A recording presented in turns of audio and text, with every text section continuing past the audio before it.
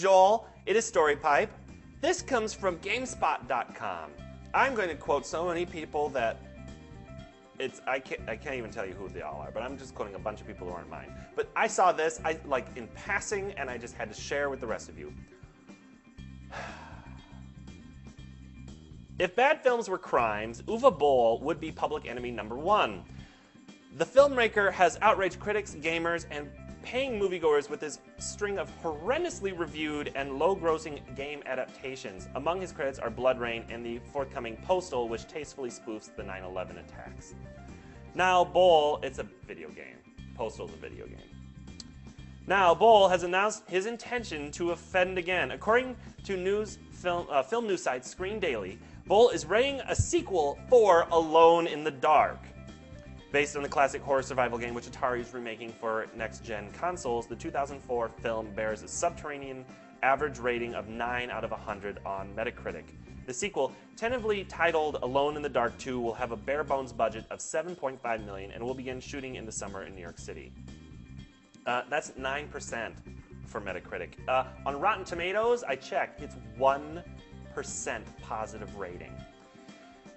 Uwe Boll, this man once said, I don't understand why people think my movies are crap. My movies aren't crap. I get great actors in my movies. I mean, you know, in Blood Rain, he had Michael Madsen and Ben Kingsley, Oscar winner Ben Kingsley. Would an Oscar winner do a crap movie if I was a crap director?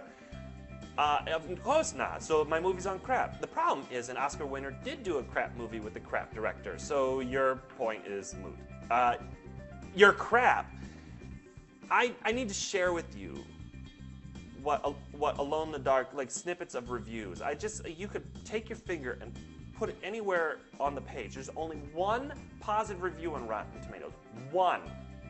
Everything else is these green splatter marks, and there's one little red tomato of a positive review just sitting there in the middle, like the girl wearing the coat in Schindler's List, just waiting for you to pay attention to it.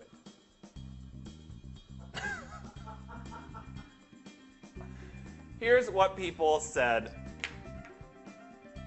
about Alone in the Dark. It's tempting to call Alone in the Dark one of those movies so bad it's almost good, but that might send the wrong signal to Hollywood.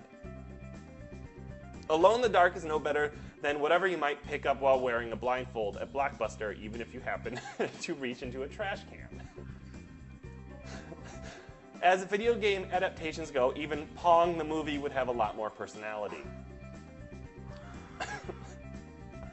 Alone in the Dark is so awful, anyone who spends $10 seeing it ought to get $11 change and a written apology from the director and cast. A film so mind-blowingly horrible that it teeters on the edge of cinematic immortality.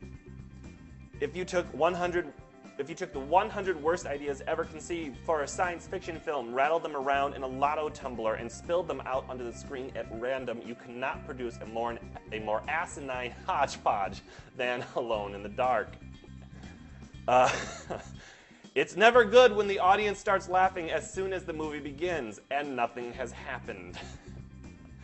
Tara Reid responds to the camera like she's just caught a paparazzo. Every line of dialogue begins with, "Hey guys," be it ordering lunch or reacting to mortal danger.